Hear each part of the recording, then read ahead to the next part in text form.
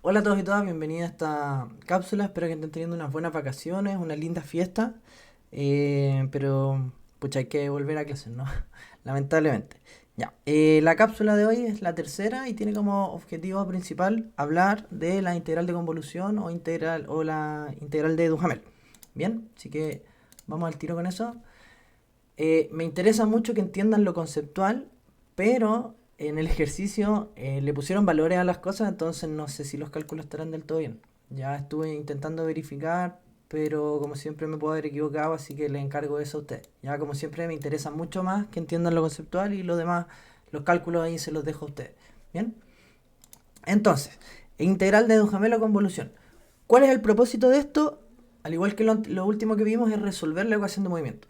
Pero ahora, nosotros, a diferencia de lo que hemos estado haciendo, nosotros vimos la integral de movimiento o sea, la ecuación de movimiento cuando nosotros tenemos fuerzas tipo sinusoidales o cuando estábamos en el caso más simple que era el caso homogéneo, ¿cierto?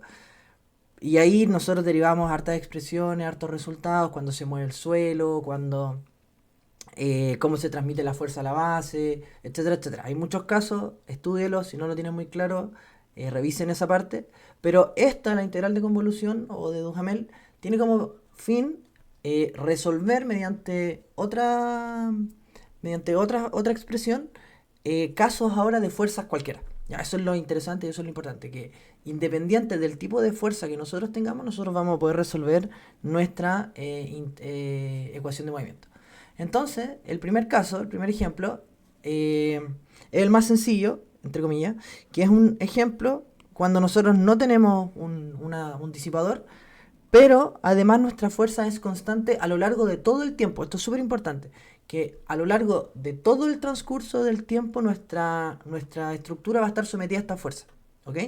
Entonces, planteamos como siempre el modelito, eso es lo primero, y la ecuación de movimiento.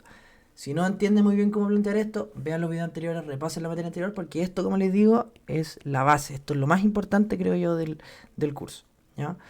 Eh, bueno, la solución de esto va a ser una solución homogénea más una solución particular. También, si no recuerdan cómo calcular la solución particular, en el video anterior les explico un poco de eso. ¿Ya? Y si nosotros tenemos estas condiciones iniciales, nuestra solución va a ser esta de acá. Bien, todavía no hablamos de convolución, todavía no hablamos de integral de Duhamel, pero estamos intentando llegar a lo que nosotros vamos a hacer. Fíjense que en este caso teníamos una fuerza que era constante en todo el tiempo. Ahora nosotros vamos a estar frente a una fuerza constante, pero durante un periodo de tiempo corto, es decir, un pulso. ¿Ya? Vamos a empezar a hablar ya con un lenguaje un poco más técnico. Cuando nosotros nos referimos a solicitaciones que son como constantes en el tiempo, se llaman pulso. ¿Ya? Y esto es súper importante porque después lo vamos a usar para derivar otra expresión, que es el impulso. ¿Ya? Entonces ahora nuestra fuerza, ¿cierto? Va a perdurar hasta un cierto tiempo. Es decir, yo voy a, a forzar mi estructura durante un periodo de tiempo y después la dejo tranquila.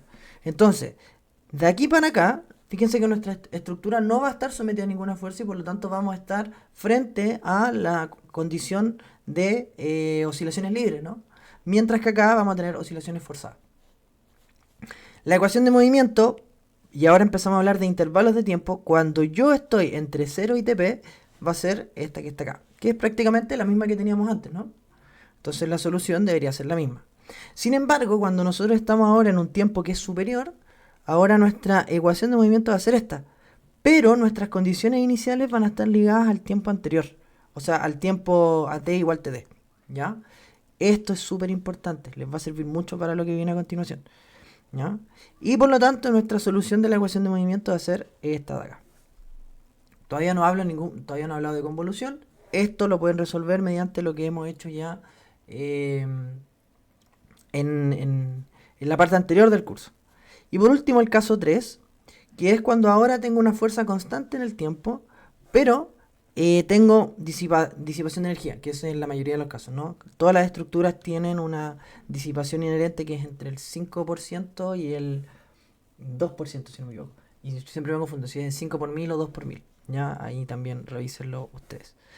Entonces ahora nuestra ecuación es esta, y de la misma forma la solución ahora es esta que está acá.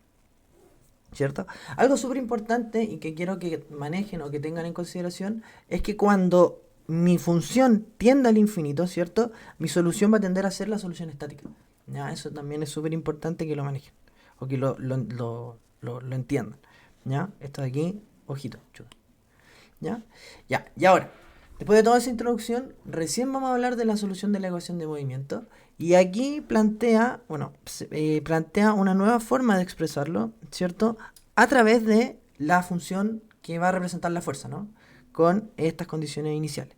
En base a eso, se define la función impulso como esta expresión que está aquí, ¿cierto? Que sería tomar todo esto que está acá, ¿cierto? Y por lo tanto, la ecuación de movimiento va a quedar dada por esta expresión de acá, ¿ya? Eso es una generalización, ¿ok? Entonces ahora, ¿qué pasa si yo, mi fuerza es múltiples pulsos? Y por lo general esto es una muy buena aproximación. Si lo piensan es como empujar todo el rato la estructura así. Empujo, dejo de empujar, empujo, dejo de empujar, empujo, dejo de empujar. Entonces, por ejemplo, eso queda expresado aquí, ¿no? Entonces si yo a través del principio de superposición empiezo a sumar y cada una de las soluciones, ¿cierto? ¿Por qué puedo aplicar principio de superposición? Porque estamos en el rango lineal elástico.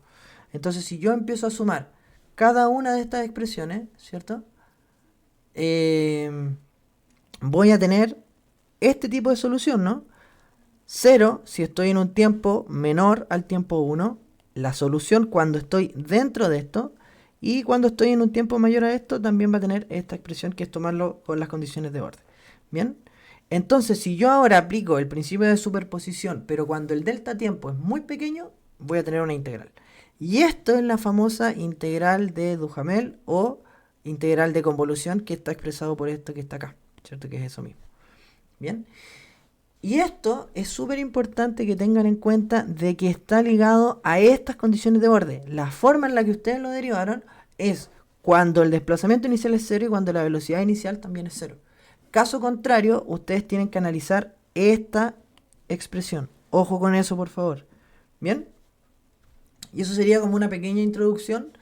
Y lo difícil de esto al final va a estar más en lo matemático. Si la parte, ¿cómo se llama? Conceptual no es tan complicado, porque al final esto es como el cómo lo derivo, pero lo importante va a ser resolver esta expresión que está acá, ¿no? Eso es lo importante.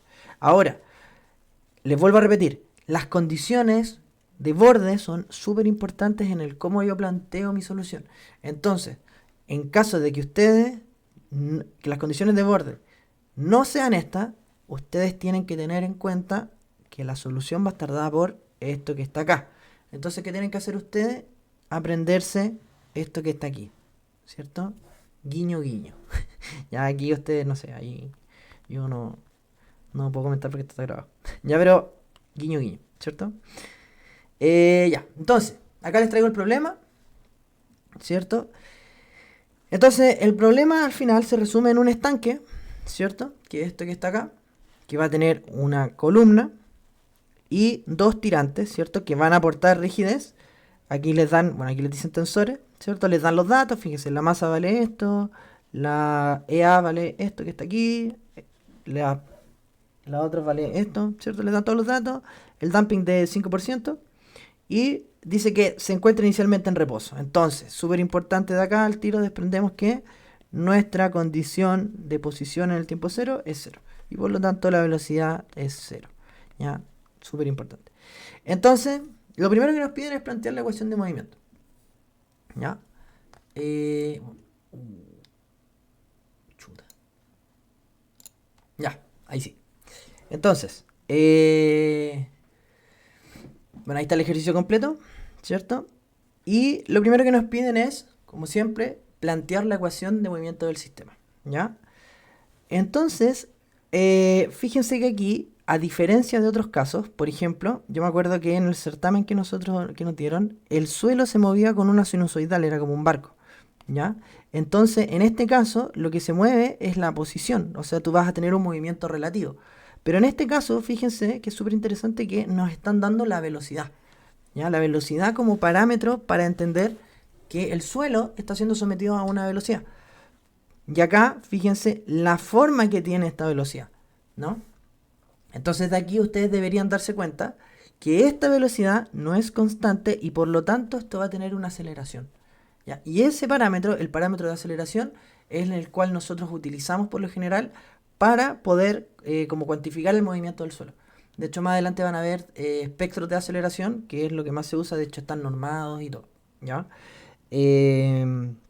Como un pequeño adelanto, la NSH433 tiene sus como, como espectros de aceleración. Pero lo importante que tienen que ver acá es que esta velocidad tiene, no es constante y por lo tanto esta va a tener una aceleración. Bien. Eh, entonces, lo primero, tenemos este modelo, pero lo que nosotros tenemos que hacer es idealizarlo. ¿Ya? Entonces, ¿cómo lo idealizamos? Bueno, yo acá anoté los datos, ¿cierto?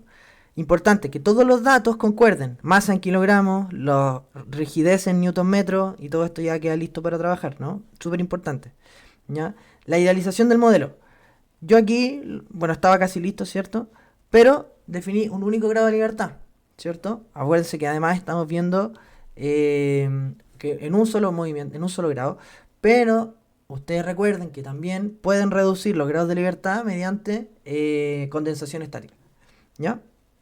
Entonces, la columna me va a aportar rigidez en esa dirección y los tensores me van a aportar rigidez también en esa dirección. Por lo tanto, mi K equivalente va a estar dado por el K que aporta la columna y el K que aporten los tensores. En este caso va a ser 2 veces el K del tensor. Aquí, ¿cierto? Yo me di cuenta que esto al final es como un elemento envoladizo. Por lo tanto, acá el momento es 0 y por lo tanto, esto quiere decir que en ese punto, ¿cierto? Yo podría dejar este elemento como un elemento rotulado. ¿Ya? ¿Qué quiere decir eso? Que ahora la matriz de rigidez de esta columna va a ser esta matriz de 5×5. Ustedes igual pueden hacerlo de la otra forma, ¿cierto? Les va a cambiar un poco los resultados, pero esa es una pequeña consideración. Entonces, en este caso, ahora mi rigidez va a ser 3EI partido L al cubo. ¿Bien? Bueno, aquí fui reemplazando los datos. Esto es lo que les decía que tal vez me pueda haber equivocado en algo. Y para los tensores, ¿cierto? Esto tenía un ángulo. Y ocupo, ¿cierto? La matriz de un elemento diagonal, ¿cierto? En este caso el de 3, ¿cierto? El que me aportaría rigidez, ¿no? El de 3. ¿Ya? Entonces ven, aquí está la rigidez equivalente, que va a ser la suma de ambos. Y me va a quedar en newton metros, por lo tanto está bien. Ya simplificamos en primera instancia el modelo y ahora tenemos que hacer lo que nos están pidiendo, que es plantear la ecuación de movimiento. Cuando yo ya tengo el modelo planteado, yo ahí recién puedo plantear mi carrito. Acuérdense, o sea, mi modelo simplificado, ahí recién yo puedo plantear mi carrito. Tengo mi K equivalente, tengo mi valor de C, la masa, pero en este caso, eso es lo que les mencionaba, me dan la velocidad. Tengo un espectro de velocidad y por lo tanto, lo que en realidad está ocurriendo es que mi suelo, mi piso, está siendo acelerado. ¿Ya? Y esa es la forma de representarlo como en este caso. ¿Bien? Entonces, ahora es el suelo el que está sintiendo una aceleración, que es la aceleración del suelo, y por lo tanto, ahora mi aceleración va a ser relativa. ¿Sí? Y mi ecuación de movimiento al plantearla me va a quedar de esta forma. ¿Ya? Si no recuerdan bien cómo plantear la ecuación de movimiento, vean el video anterior donde les explico paso a paso cómo plantear la ecuación de movimiento, ¿no? Fuerzas inerciales, restitución y disipativa, ¿ya? Entonces ahora si nosotros despejamos este término para acá, nos va a quedar esta expresión de aquí. Y esto que está aquí es una fuerza, ¿no? Tiene masa por aceleración es fuerza, y por lo tanto esta va a ser la fuerza debido a la velocidad de la base. ¿Bien? Entonces ahora la ecuación de movimiento me quedó expresada de esta forma o bien de esta forma. ¿Ya? ¿Qué es importante? Que es lo que les mencionaba hace poco. Calcular primero la frecuencia natural de mi sistema, ¿no? Que va a ser el K equivalente dividido en la masa. Y miren lo que les traigo acá, que es súper importante que las unidades sean concordantes. Newton es kilogramos metros segundo. Entonces, si yo hago después la simplificación de las unidades, me va a quedar en 1 partido en segundo al cuadrado, que bajo la raíz es 1 partido en segundo, que es unidades de frecuencia angular. ¿Bien? La frecuencia angular me dio 4,47 radianes por segundo y con eso puedo obtener un dato que es súper importante, que es el periodo. ¿Ya? Bueno, aquí yo les puse que es una estructura flexible. Más adelante tal vez vean en los rangos más o menos de cuando es una estructura rígida o cuando es una estructura flexible. Y esto está como al medio en realidad. Es como una estructura que está justo ahí como al medio, ¿no? Ya, entonces la ecuación de movimiento, reemplazando todos los valores, me va a quedar esta expresión de acá. Luego, en el punto B, me piden calcular la respuesta estructural durante y después de la aplicación del movimiento basal mediante integral de convolución. Entonces, esta es la parte que es más complicada, ¿cierto? Esta es la parte que es más difícil. ¿Por qué? Porque yo voy a tener, fíjense, si yo aplico la integral de convolución, mi espectro de aceleración, o sea, mi espectro de velocidad cambia en Tn, después es 1, 2, pero después no tengo nada, ¿cierto? Entonces voy a tener 3 casos distintos donde voy a tener que utilizar mi integral de convolución, ¿ya? Entonces, como les mencioné, nosotros vamos a trabajar con el espectro de aceleración. Eso es lo que nos interesa. Y por lo tanto, vamos a pasar de este espectro de velocidad a un espectro de aceleración. ¿Ya? Si no lo recuerdan, la pendiente de este va a ser la aceleración. Y esto, como lo calculan, sería cateto opuesto partido por adyacente, les va a dar un valor. ¿Ya? Es lo mismo acá, ¿cierto? Pero ahora tiene el signo negativo. ¿Ya? Entonces ahora yo puedo definir que es fundamental para nuestra integral de convolución un valor de nuestra fuerza en base a un parámetro de tiempo, ¿no? Eso es lo que se usa en convolución. Entonces, ahí sí. Entonces, mi fuerza, que dijimos que era masa por aceleración, va a depender de en qué parte del tiempo esté, ¿cierto? Porque cuando yo estoy en este intervalo de tiempo, mi aceleración va a tener este valor, pero cuando yo esté en este intervalo de tiempo, mi aceleración va a tener este otro valor, ¿ya? Entonces acá queda expresada, esta es la aceleración, creo que, espérenme,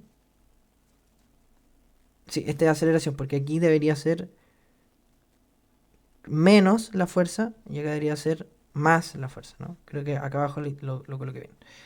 Ya. Entonces, anotamos acá, ¿cierto?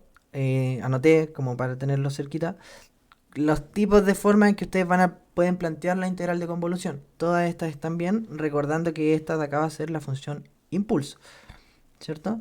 Entonces, claro, como les mencionaba, nuestra fuerza ahora va a ser, cuando yo estoy en este intervalo, esta de acá. Cuando yo esté en este otro, esta, y cuando esté en este va a ser 0, ¿ya?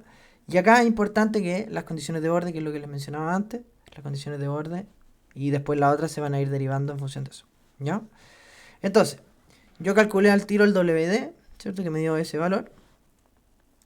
Y acá volví a anotar los 3 casos. Ya, entonces, caso 1. Para el caso 1, ¿cierto? Planteo mi integral de convolución. Planteo mi fuerza, ¿cierto? Que en este caso era menos masa por aceleración.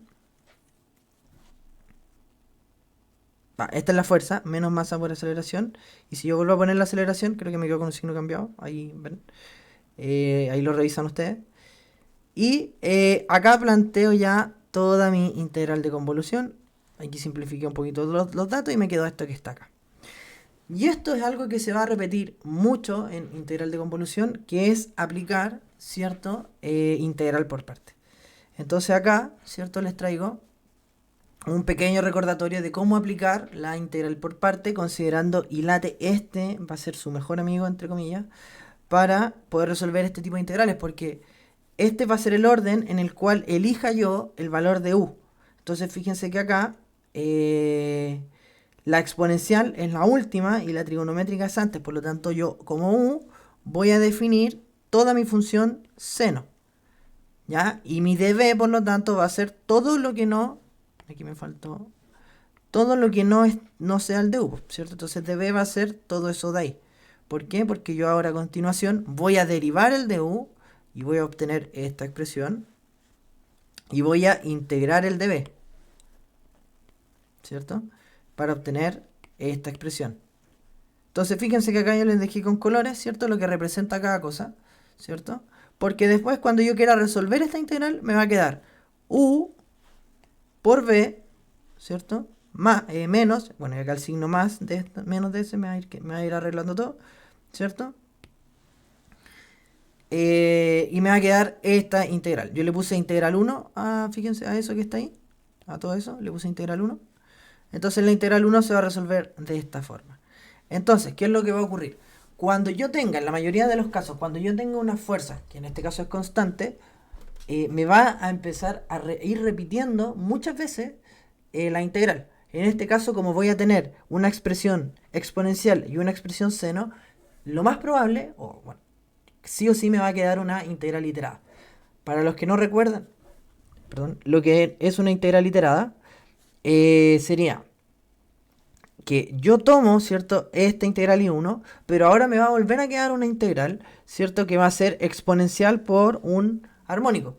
Entonces me va a quedar un armónico, perdón, una función seno-coseno, ¿cierto?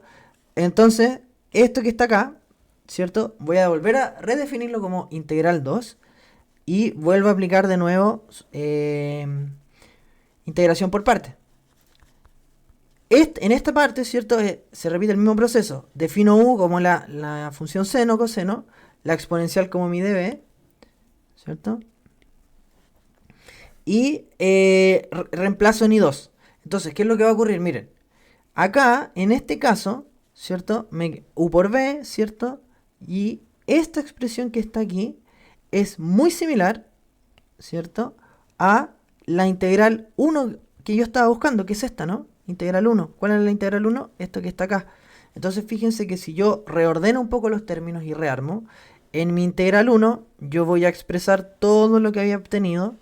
Esto de acá es integral 2. Y este de aquí, ¿cierto? Vuelve a ser mi integral 1. ¿Ya? Esto que está acá, al volver a ser mi integral 1, yo lo voy a escribir como integral 1. Fíjense. Reordeno S con S, los signos, etcétera, etcétera. ¿Y qué es lo que me va a ocurrir? Que me va a quedar toda esta expresión menos 401. ¿Ya? Que es por multiplicarse con S. Entonces, este término yo lo voy a tomar y lo voy a tirar hacia el otro lado. Y me va a quedar esto que está aquí. Entonces, ahora yo factorizo por I1, me va a quedar I1, 400 más 1. O bueno, sumo 400 más 1 y me va a quedar 401 por I1. Entonces ese 401 lo paso dividiendo y ahí despejé cuánto vale I1. Este procedimiento se va a repetir siempre que ustedes primero tengan un amortiguamiento, porque el término E les va a aparecer en su integral. Y en caso de que ustedes tengan un caso más difícil, que la aceleración sea variable, ahí se complica harto, van a tener que hacer muchas integrales por parte, ¿ya? Muchas. Pero así que practiquen eso. Pero la que más se va a repetir es esta. También por eso traje este ejercicio, porque esto es lo que más se repite. ¿Ya? Entonces acá despejamos I1, ¿cierto? I1, ¿cierto? Lo evaluamos entre 0 y t. ¿Por qué? Porque yo estoy entre... ¿En qué intervalo estoy? Entre 0 y 0,7. Entonces mi integral va a tener que ser entre 0 y t. Ya, ojo con eso. Después voy a explicar bien lo que sigue. ¿Ya? Y finalmente mi expresión, mi solución a la integral de movimiento va a ser esta que está acá. Fíjense que lo difícil de esto es solamente como la parte matemática. Esta parte es muy matemática. Entonces ahí está lo complicado. ¿Ya?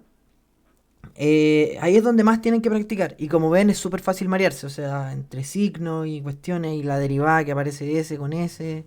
Y que el coseno tiene un signo menos al derivarlo. Y S también se repite. Entonces es muy normal marearse. ¿Ok? Así que háganlo lento, practíquenlo. ¿Ya? Y esta sería la expresión de mi respuesta, de mi estructura para este intervalo de tiempo. ¿Bien? Entonces...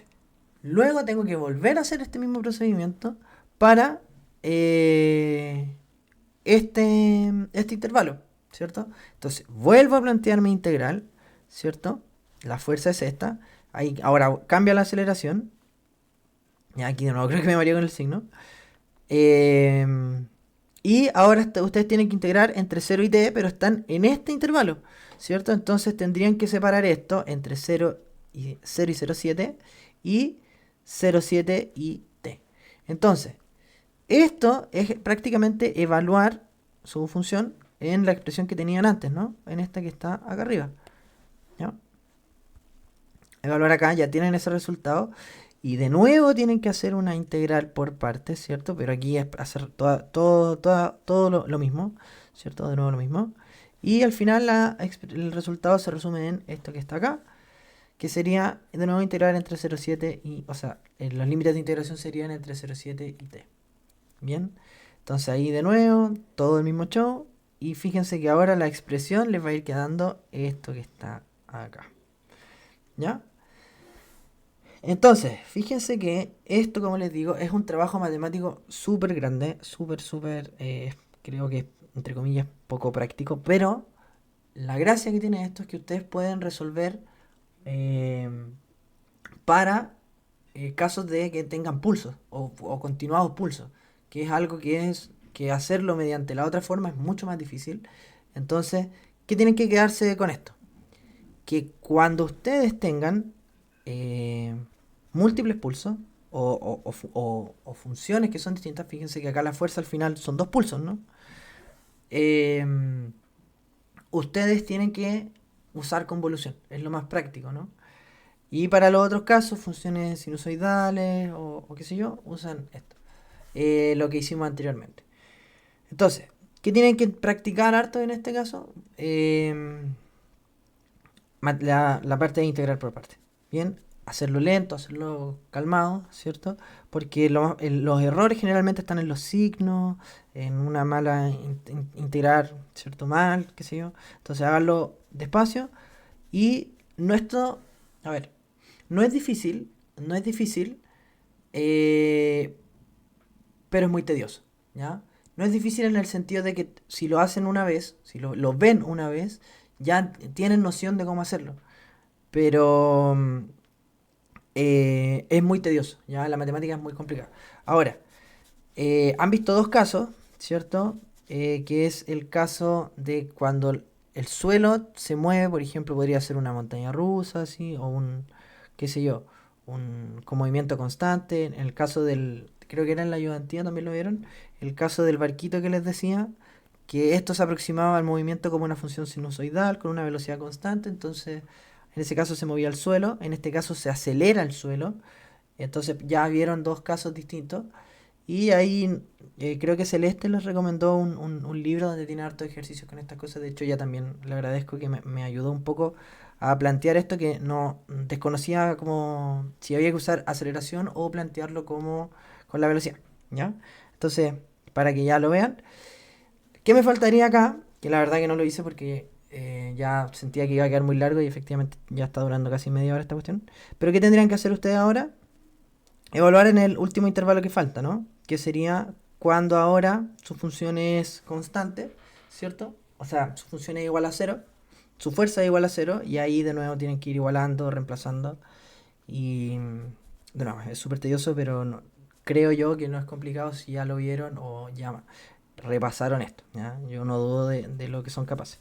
Bien, entonces, ¿qué me interesa? Que vean que es más importante el cómo, de nuevo, le he dicho muchas veces que lo más importante es cómo yo planteo el modelo. Eso es lo más importante, creo yo, del curso. Entonces, porque si ustedes no pueden pasar de esto a esto, no van a poder expresar el carrito. El carrito es muy raro que se los den listo, ¿ya? Entonces, eso es lo más importante y es donde les recomiendo que es donde más practiquen, ¿ya? Y por último, algo que no alcancé es calcular esto, y en realidad no alcancé porque es medio lata, la verdad. Que es al final derivar, ¿cierto? La expresión, alguna de las expresiones. Y bueno, acá esto es súper conceptual. Tienen que saber que la respuesta máxima lo más probable es que ocurra al principio, ¿no? Eh, Como en los intervalos, los primeros intervalos, ya que cuando esto, fíjense que tiene una función exponencial, entonces esto va a ser así. Entonces lo más probable es que las respuestas máximas estén al principio, ¿ya? Ahí para que le echen un ojo. Y el corte máximo también ahí se los dejo de tarea, que mediante análisis estructural o la estática pueden encontrar cuánto vale el corte. Bien, al final van a ver cuánto es la solicitación máxima con este punto y pueden encontrar el corte. ¿Ya? Eso, espero que les sirva. Como les digo, esta parte no se asusten con la matemática. Ustedes ya pasaron Mate 2, ¿cierto? Pasaron todos los cálculos, todos los análisis estructural y todas esas cuestiones, así que esta parte, si bien es tediosa, ustedes van a poder hacerlo, ¿ya? Así que eso. Eh, Les recomiendo que practiquen. Bueno, yo aquí estuve haciendo los ejercicios del aula para como empezar y también les recomiendo eso, ¿ya? Hagan estos ejercicios para que practiquen. Eso, me extendí harto, no quería durar tanto, pero era bien lateral el tema, ¿ya? Entonces, ¿para cuándo sirve convolución? En mi opinión, solamente lo van a ver en dinámica, ¿ya? Así que eso. Nos vemos, que estén bien.